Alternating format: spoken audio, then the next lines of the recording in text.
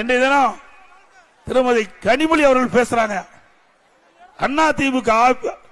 அதிமுக கட்சியுடைய அலுவலகம் டெல்லியில் இருக்கிற மரியாதைக்குரிய உள்துறை அமைச்சர் வீட்டில் இருக்குதான்.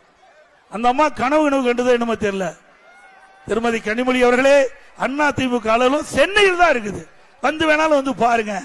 நீங்களும் ஆள் வச்சு உடைச்சு பாத்தீங்க, ஒன்னும் நடக்கல.